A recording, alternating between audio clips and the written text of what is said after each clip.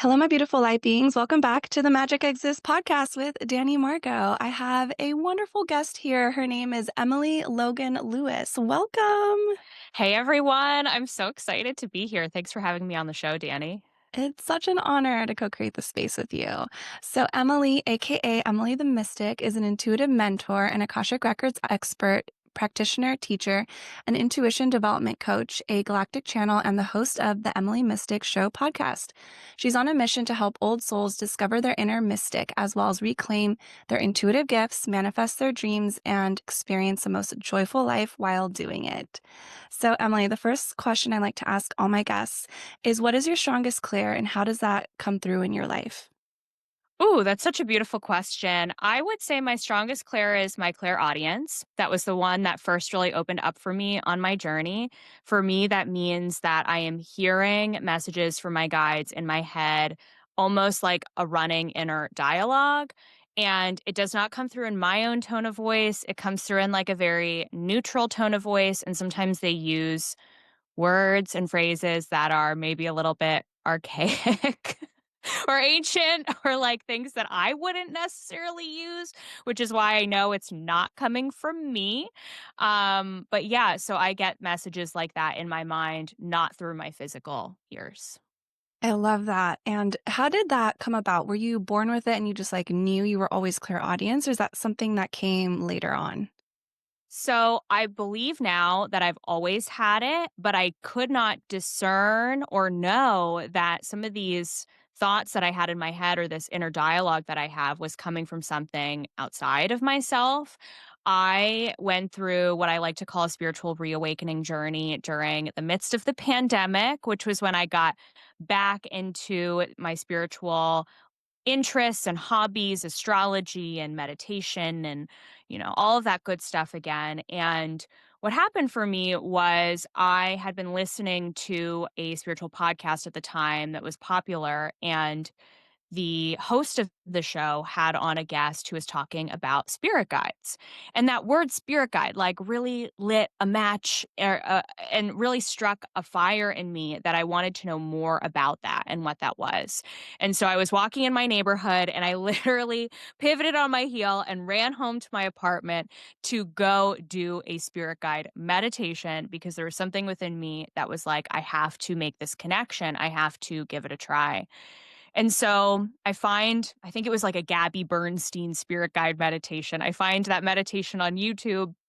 I get into the space, I start doing it, and I had the most profound experience where I heard this voice in my head so clearly giving me messages about how deeply loved I am and how I'm on a mission to help people and that this is just the beginning.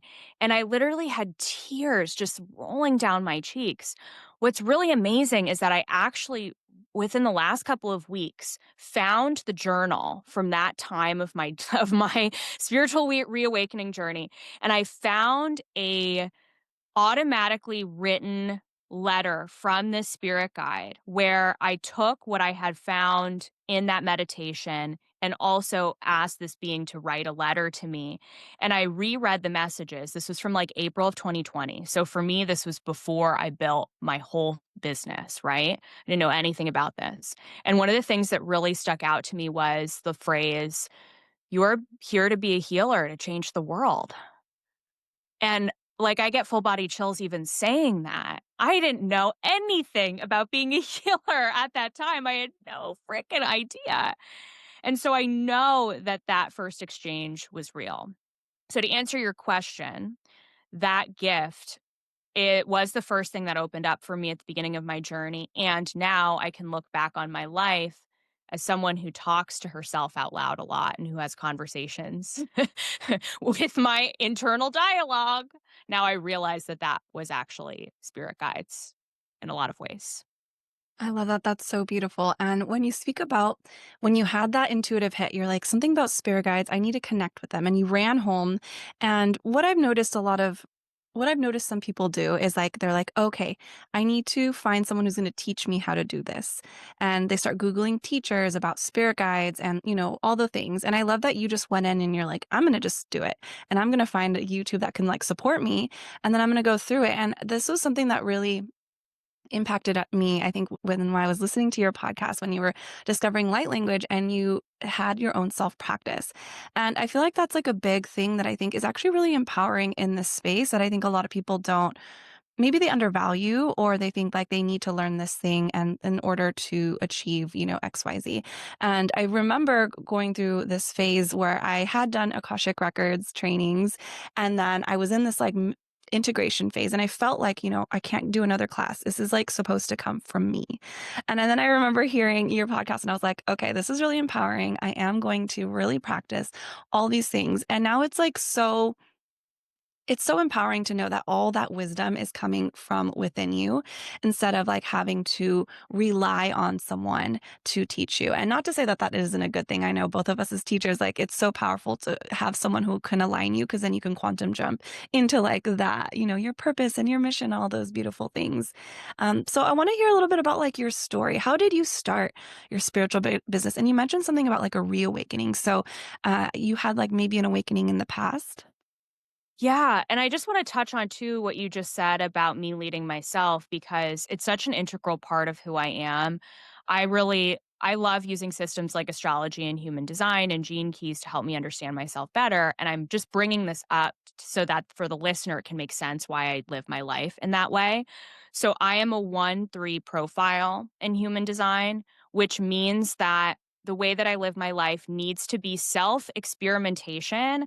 I have to try everything out. I have to like go in. I have to, maybe I get the recipe from somewhere, but then I have to be the one to make the recipe and experiment with it and see how it's going to go. And then tell everybody else what I learned through the process of making the recipe versus going to a teacher to like teach me how to do the recipe. I kind of have to like go through this process of figuring it out. And that is my whole life story. I haven't always been conscious of it. And so I share that because I think sometimes we can get caught up in this like I'm trying to figure out the how to figure out my spiritual business journey and what that's supposed to look like. And sometimes the answers are right in front of you. It's really built into who you already are and your processes of how you figured things out in your past because you've gotten to where you are now somehow.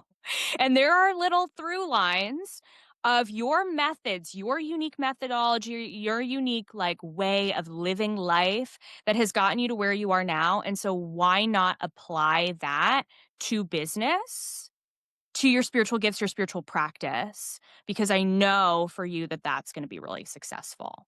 So I just want to say that. And then getting into my story and really how I got here, I was very spiritual as a child. However, I went to Roman Catholic school for 12 years. I was raised in a Roman Catholic household.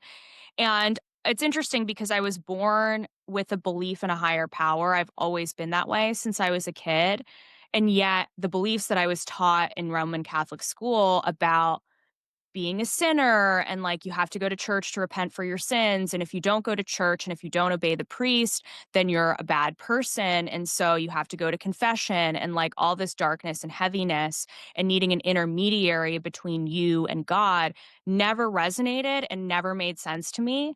And I am I've always been someone who has struggled with authority figures throughout my life. I've always had a bit of an inner rebel, and so when it was time for me to get confession, or sorry, when it was time for me to get confirmed in the Catholic Church when I was 14 years old, I really rebelled against that and I gave my mom a hard time for it. And I remember like protesting and being on my couch in my childhood home, being like, Mom, I don't want to get confirmed. Meanwhile, I was the kid who was freaking reading the Da Vinci Code, like at that age. And at that time, I was really fascinated with New Age topics. Like I would go to Barnes and Noble and I would get my hands on as many books about astrology and the chakras and the law of attraction as I possibly could. And I was just fascinated with new age spiritual things. Like who does that when they're 12, 13, 14 years old? Who does that? I did that. And so I also was like very into the paranormal and like watching TV shows about ghost hunting and psychic kids, and it just like, that was me growing up. And so I say that I went through this spiritual reawakening because I look back at my whole life. I've always been into yoga. I've always been into astrology. I've always been into these things. But when I actually went through the spiritual reawakening during the pandemic, it opened this mystical box into more of my own personal power and more of my own divine connection. And realizing that the signs and synchronicities that been experiencing my whole life are real, and that there is like something outside of myself that I can connect with. It doesn't just have to be this like fun, light interest that I have. There's actually like this really deep, soulful wisdom that I can connect with and channel through me. And so, where that connects with the business piece of things is that I had at the time, I was working in the corporate world. I had this, like, really cool job on paper. I worked as a retail buyer for a Fortune 500 company. I was traveling to New York twice a week. I was taking the train from Philly to New York.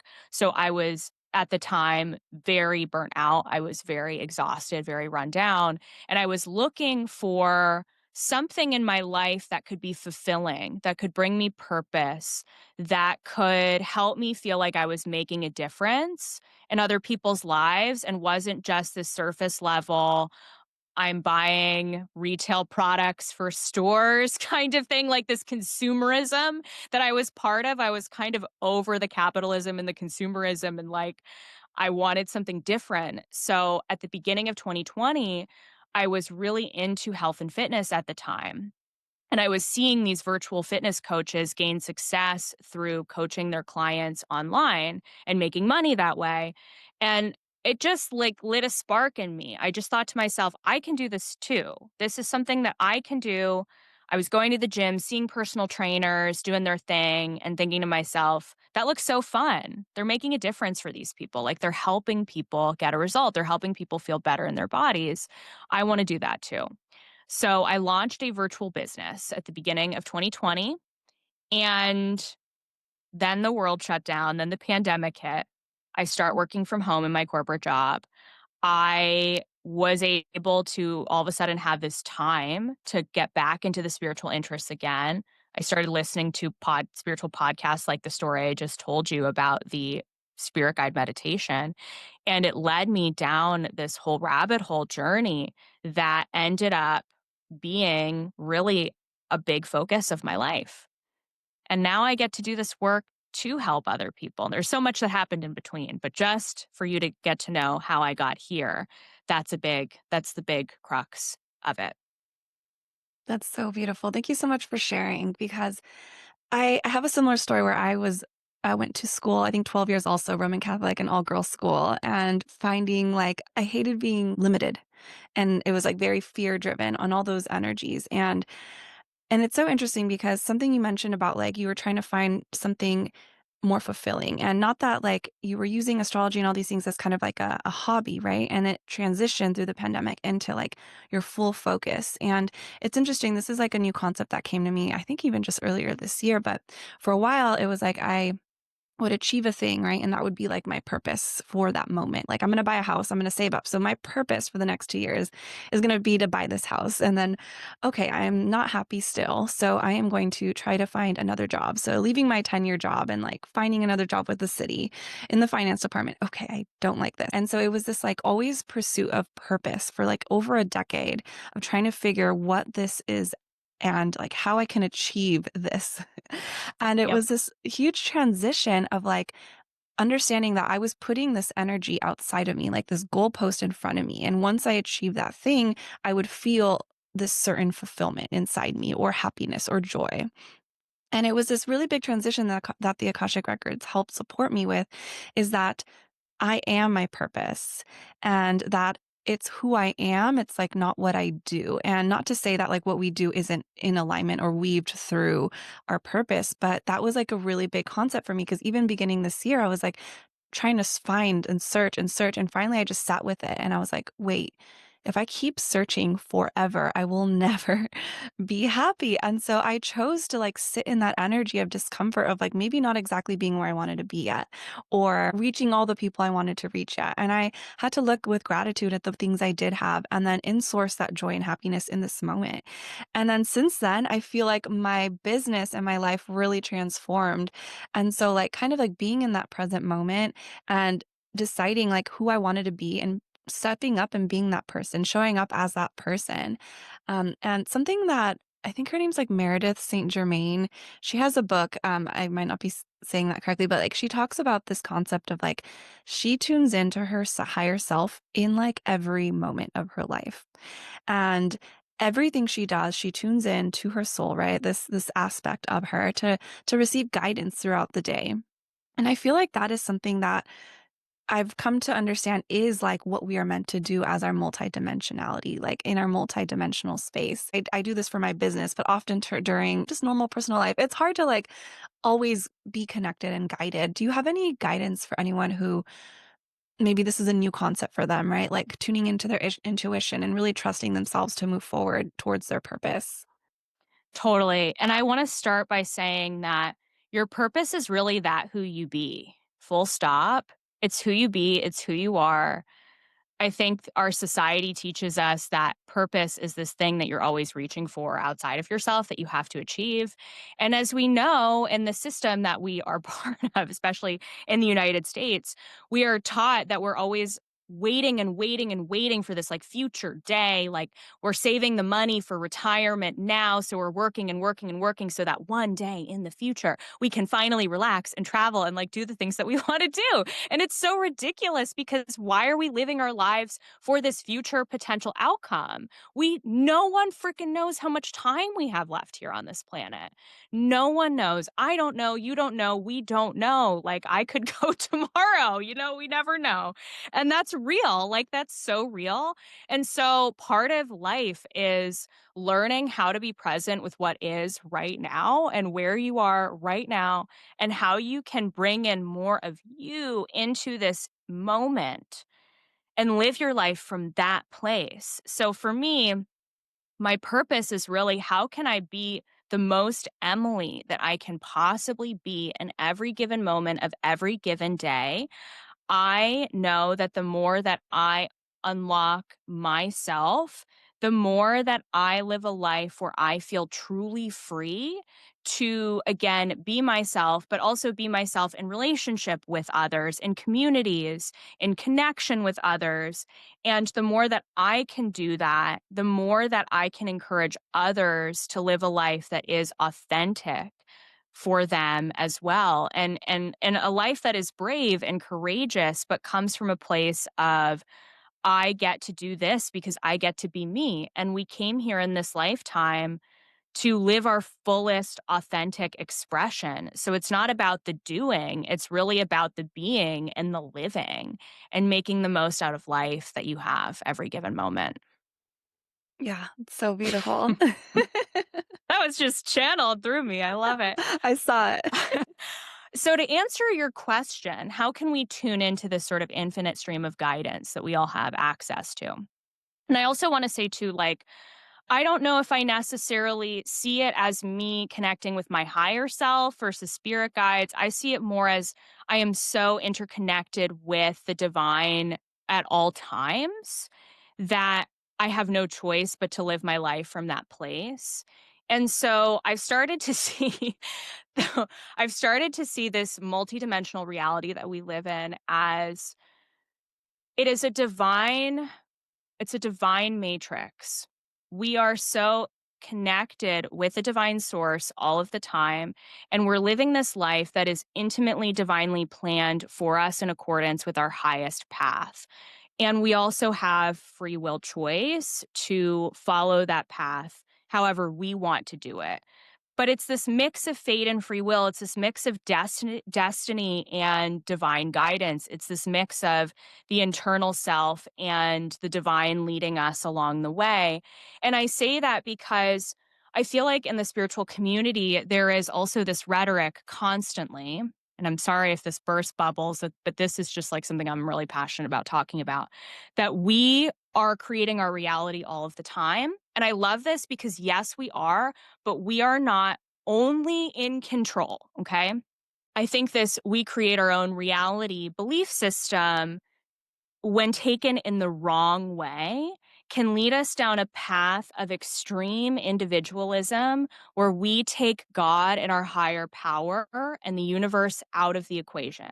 And we are so focused on me and I have to do it the right way. And if I don't heal myself enough, and if I don't go deep enough into the healing, then I am somehow manifesting negative circumstances in my life always. And we get ourselves so caught up in this like healing matrix and this intense way of living where you are constantly making yourself wrong for perhaps creating things in your life that you don't want. And I think that that can be a really unhealthy way to live because there is so much more to it. It's not just you. We are also in this multidimensional connected reality where we are all connected. We are all connected to the same source. And we also designed this life for ourselves before we came here, that we get to lean more into the surrender of the fact that a lot of this life is designed for you, for your soul's evolution. So that means that there are things in this life that are going to happen regardless. That means that there are things that are going to happen in your lifetime that are completely out of your control, right? Loved ones are going to pass. You're going to go through these like crazy, fated karmic circumstances. You're not manifesting the hard shit that happens to you, right? You are ultimately in the driver's seat. And also, God's source is helping direct the car. So we can take our hands off the wheel of the control that we have over our life a little bit and let ourselves flow with where we are being guided to go and where we are being led to go all of the time. So the answer to your question is, how can you let go of the wheel of your life a little bit and lean into trust that you are not the only one in charge? You're just not. There's so much you don't know. There's so much we don't know. And I don't pretend to have all of the answers. I don't. But if you were to be open to the magic of the universe and the magic of God's source working and co creating with you, you would know that you're not in this journey alone and that it's not just ultimately up to you to have it all figured out. Absolutely. I want to touch on a couple things that you said that I just really, really love. Because the first one is feeling so supported by divine source God. And that was really, I think, when things really shifted for me in feeling and being able to receive love from not only myself, but those around me in a way that I had never experienced before. And I know I've spoken on my podcast about how, like, I had this cycle with men that I would like break up with them every 2 years. And I saw that cycle kind of running out with my current fiance. And then really having to wake up to that and like understanding and kind of doing all the work, but also what you say about healing, being in this like perpetual cycle of healing. And I love that you say that the co-creation and just like kind of you have control, but also not fully, and just like having the divine support with you. And what I'm hearing is just like having more joy in this present moment in this life. Cause I definitely was in the concept or in the thought process of like, oh, if I get sick, it's my fault. Or if something happens, it's my fault. And I very much was like, if someone has cancer, it's their fault. And how can I help heal them so I can get to them before that? And it was this like very Yes. interesting concept that I Uh-huh. had. And then I remember I was reading one of Carolyn Meiss's books, and she's like, this is not correct. This can be supportive if you're like not in alignment with your true self and your authenticity. That can manifest, right? But at the same time, it's an opportunity, right? It's how you move through that. It's an opportunity to see yourself in a different way if you choose to. And really, like you said, your soul just wants to evolve and learn itself. And so, how can you show up for yourself in that moment of hardship and just really be more you in that moment and navigate that with love? It's all about viewing things from a higher perspective at the end of the day and elevating out of the victim energy. Because when we are, like, for example, what you're saying about when you're in a health crisis, because I've been there too. I'm like, well, why did I manifest these two sprained ankles back to back? You end up kind of putting yourself in this victim energy of, woe is me and my life is so hard and I can't believe this happened to me again and I can't believe I did this and I'm so stupid that I, did the thing that led to this health issue, right? That puts you in this like lower vibrational energy, this victim energy, and it's about elevating yourself out of that and finding the freedom to give yourself compassion and forgiveness and not non-judgment for, oh my god, okay, so I sprained my ankle, like, oops, like, let's have a little bit of a sense of humor about it, and I know that with bigger health issues, that can be really hard in the moment, and I'm not saying you're gonna get there right away, but what I am saying is like, "Okay, this happened, this came up, this is really challenging for me. Can I give myself grace and love and compassion for this experience? And can I be more present with myself and what I feel now without having it to attach meaning to it? Without having to search for the why or like the answer to why this is happening to me right now? And can I give myself permission to move through it versus trying to overanalyze it and overcomplicate it? Sometimes the only way out is through, and we just have to sit with what is coming up versus trying to use the victim energy to make yourself feel better and or trying to overanalyze or solve the problem in order to heal it. Yeah, I absolutely love that because oftentimes we put a story to the reason why, and that's often like our judgment and just moving through it with more ease and flow will not only support, the healing process, but also you're just like, yeah, your state of mind at that time to move through it. That's so beautiful. And I know you teach about like magnetism and manifestation and kind of getting into that mindset where you are supported, you are guided, and the things that you want in your life, you understand that like your soul is wanting to support you in achieving those things. And I also know, though, that manifestation can be kind of like a buzzword. In terms of manifestation, how do you feel if someone's like new to the spiritual space and they're kind of moving from like the 3D definition of manifestation to like kind of like a more expansive, connective, interwoven definition? Like, what would that be? Yeah, so I think most people associate manifestation with this material consumerist perspective of like, I'm manifesting these physical items that I want because the more money is going to bring me joy, or like the material success is what's going to bring me joy. And of course, we live in a material plane. So we do need money here, absolutely, to survive and to thrive. And I am someone who believes that as spiritual leaders, it's helpful for us to live life in abundance because that means that we get to give back more and we get to do more of the work that, we're here to be called to do. So money is important, yes. And also manifestation, when we're coming into it from this purely sort of consumerist, third dimensional point of view, it can lead us a bit off track because it leads us to wanting things, physical things that we see other people have. It's usually coming from this very egoic, ego mind based comparison of, oh, I see this person on social media. She's living this life that looks really cool. So, like, I want that for me. For me personally, with what I'm going through right now, I went through a major breakup a few months ago, and so I am on social media and I'm seeing people talking about the dating world and like what you should want in terms of your partner and like what it should look like to date people.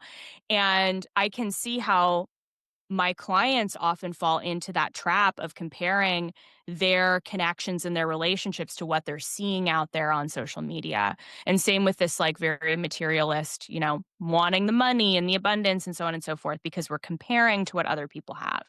So the way that I like to look at manifestation, I like to look at it as how can I create a life for myself and a lifestyle for myself that is so rooted and authentically me? What is the lifestyle that I am desiring that would give me true soul freedom and true soul fulfillment and true soul joy, that every single morning when I wake up, I am feeling really supported and I am feeling like I'm receiving and I'm feeling like I'm in abundance. And so can that mean desiring specific experiences like travel or specific things like manifesting a new home or a new car? Absolutely. But it's coming more from the point of view of creating a life for yourself that is rooted authentically in your truth and what ultimately is going to make you feel free at the end of the day. I absolutely love that, and I agree, and it's interesting, I did a journal entry, like, maybe a couple months ago, and I was like, "I want success, I want it so bad, I want it," like, in my egoic mind, and then my guides were like, "Well, just sit down, what does success mean to you?" And I was like, "Actually, it's like having spaciousness in my day to do my walks and my reading my books and learning," and they're like, "Is that something you're doing now?" I'm like, "That's exactly what I'm doing." Yeah. And I was like, "Oh, wow, I've already manifested that. Okay, but there are still things I want." And they're like, "Okay, then what does that look like?" So it's just like kind of redefining for me what success is really helped me, I guess, in-source more gratitude, but also be able to expand from that place of like what I truly want, what my soul truly needs, as opposed to, you're right, like, comparing to others, because I really do think I need a lot more spaciousness, even though I am a manifesting generator and I'm an extrovert, I feel like I can, like, go, go, go, but I actually do think I'm in a what is it? Introvert intuitive or something where I need that, like, energy to, like, build so that I can hold space and be out in the world. Oh my god, I mean, I'm also Manny Gen, I could speak on this for hours. It is so important for us to have disconnection from other people and their energy, and I say that because as Manny Gens, we source our energy from our sacral and from within, and so we need to find our own internal flow in order to be able to give that external output to others. So for me, after a week of, let's say, being on Zoom calls all week, I'm like, "Bye-bye." Goodbye, DMs. Goodbye, Voxer chats. Sorry, clients. Love you guys. I'm going to be away. This weekend is going to be me. I am not going to talk to anybody else. And I'm going to give myself the freedom to be in that energy. And then I come back the following work week and I'm like ready to go. I'm lit up again. And I am able to pour from a full cup because I really took that time for myself.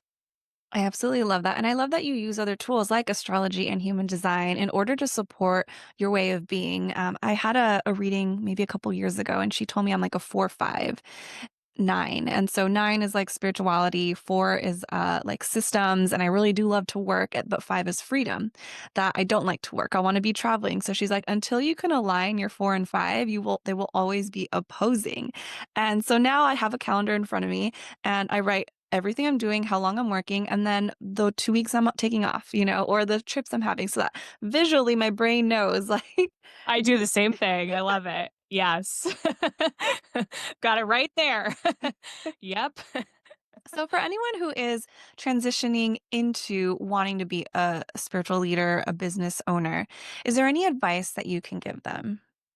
You have to be so fucking passionate about this. Like if you're not, don't even try, okay? Because this is a full lifestyle. It is a lifestyle. You have to be so lit up by it that it gets you out of bed in the morning. You have to be so excited and passionate about helping others and about being of service. And there I can say just so much about finding your ideal client and like finding how you're meant to help people. But at the end of the day, you have to be so obsessed with this path and purpose that you truly can't see yourself doing anything else. There are no other options. That doesn't mean you're not going to have fear about quitting the corporate job or fear about, am I going to be able to make enough money to pay my bills? Because I've been there, I've been in that. It still comes up from time to time. And also, the more that you are so lit up and obsessed with what you do, the more that is contagious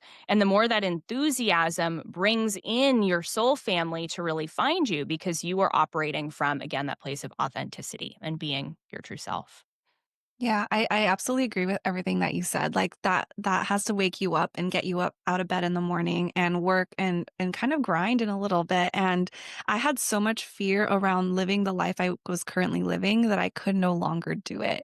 And so I was like, I just the fear of like putting myself out there was nothing compared to the fear of staying the same. And Same. so that's how I was like, I know this is for me. There's no other choice. Even if other people are like, so when are you going to be done with that? Like, and go back. You were Oh so my good at that God. other thing. 100%. Yes.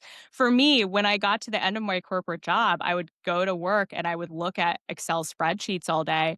And it started looking like Greek. I was like, I can't even do my job anymore. Like, this doesn't even make sense to me. My brain cannot comprehend the work I used to be able to do normally. I have to go. Like, I got to get out of here. And so the pain of staying in that job to me was so much more than the fear and the discomfort of taking the leap outside of my comfort zone and just going all in on my dream. Yeah, I love it. I love it so much, Emily. So, what are you offering that my listeners would love to benefit from? Yeah, absolutely. So you can come learn the Akashic Records with me. Danny, I know you also offer that too. So I'm not trying to step on your toes. We know being Akashic teachers that are. It's so funny. Our people find us to learn from us specifically. So you will know who your teacher is because you will just get drawn into their aura, into their energy. So I do teach the records. I also teach the Galactic Akashic Records, which is a course that Danny took and she Yes, loved it was it. amazing. Highly recommend Emily for that one. It's magical if you're wanting to learn more about your cosmic and galactic connections and origins. We didn't even get into that conversation today, but there's so much there. So I also offer that. I do a variety of different one on one mentorship to help you with your spiritual business and to really live your life from the point of view of being your most magnetic, most authentic self.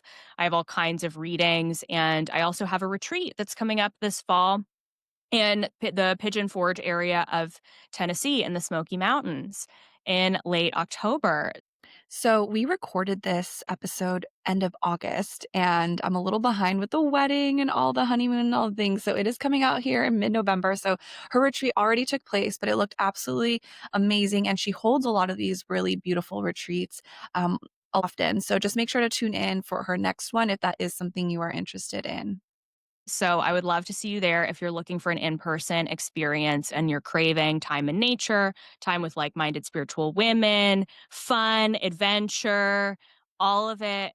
The retreat is going to be really amazing. So I will give Danny all the links to put in the show notes. Beautiful. And I've been in Emily's classes, memberships. I've had readings from her. She's absolutely just so gifted, so grateful to be connected. And it's interesting. I just want to say one last thing. I posted something about doing like a provider directory of all the people that I've like learned from me. And I think a lot of people do this. And I wrote something like, there's space for everyone. Because you're right. It's really like the person who you're meant to learn from will come into your field and there's space for everyone. And I remember one of my students was like, I was really triggered by this comment or this Instagram post. So she's like, I knew there was something within me that I needed to like feel into, and I was like, it's so beautiful. But I'm so honored and grateful to have you here. Do you have any last messages that maybe want to come through?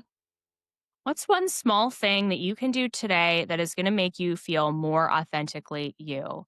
Is it a conversation you need to have? Is it a small thing that if you were to buy it for yourself, it would just like light you up and make you feel really inspired? Is it posting the story to Instagram? Is it making a social media post and maybe talking more authentically, more of yourself? Is it even like, and I just feel called to say this, just one last message for business owners. your brand is you, right? Your spiritual brand is you, it is your essence. So, your people need to see the little things that you do and the little obsessions that you have and the passions that you have outside of the spirituality. So, for me, I love to share about my music taste. I love to share the weird little things that I do on the weekends. Like, I love to share the adventures that I have and all of those things that at one time I felt shame around or I felt weird about because, well, who am I to like be going to concerts and raves as a spiritual healer? Like, that's not cool to have a glass of wine on the weekends. Like, I need to be more pure, you know? But the more that I am actually in my essence, in my radiance, doing the things that I love that bring me joy, the more that I actually attract my soul clients who end up being friends for life. So you're going to do the same, but you have to not be afraid to put yourself out there and share more of you. That's how people are going to find you at the end of the day. I love that so much, Emily. I just deleted my personal Instagram and combined my business. I feel like we're in alignment totally with Yes. sharing this. I Good. love it. Thank you so much, Emily. I'll leave all your info in the show notes. I'm so grateful for you. Yay. Thanks for having me on the show.